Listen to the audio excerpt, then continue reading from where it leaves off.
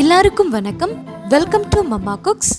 உங்களுக்கு எங்க ரெசிபி பிடிச்சிருந்தா லைக் பண்ணுங்க, ஷேர் பண்ணுங்க, சப்ஸ்கிரைப் பண்ணுங்க, மறக்காம பெல் ஐகானை பிரஸ் பண்ணுங்க.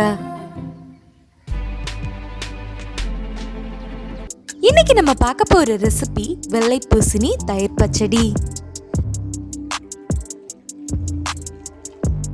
வாங்க வெள்ளை பூசணி தயிர் பச்சடி எப்படி செய்யலான்னு பார்க்கலாம்.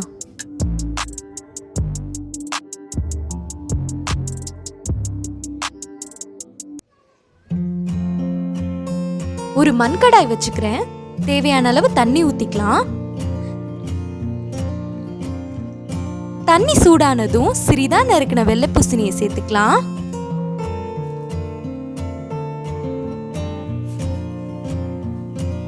ஒன்றரை டேபிள் ஸ்பூன் உப்பு சேர்த்து நல்லா வேக விட்டுடலாம்.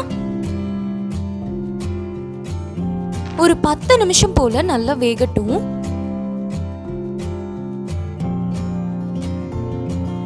வெள்ளை பூசணிக்காய் நல்லா வெந்துடுச்சு. இப்ப இறக்கிடலாம். இன்னொரு மண்கடாய் வச்சுக்கிறேன். தாளிக்கிறதுக்கு தேவையான அளவு கடலெண்ணெய் ஊத்திக்கிறேன். ஒரு டேபிள் ஸ்பூன் கடுகு, ஒரு டேபிள் ஸ்பூன் சீரகம், நீளமா நறுக்குன ஒரு பெரிய வெங்காயத்தை சேர்த்து வதக்கிக்கலாம்.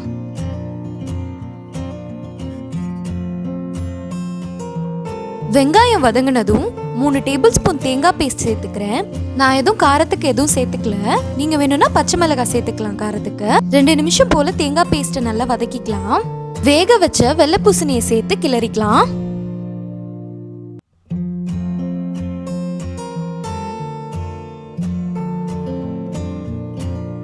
அஞ்சு டேபிள் ஸ்பூன் தயிர் சேர்த்து கிளறிக்கலாம்.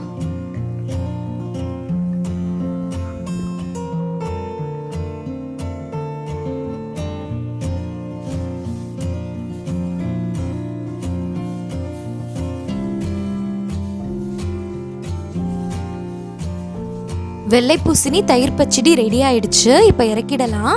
இறக்குனதும் தேவையான அளவு தயிர் ஊத்தி நல்லா கிளறிடுங்க.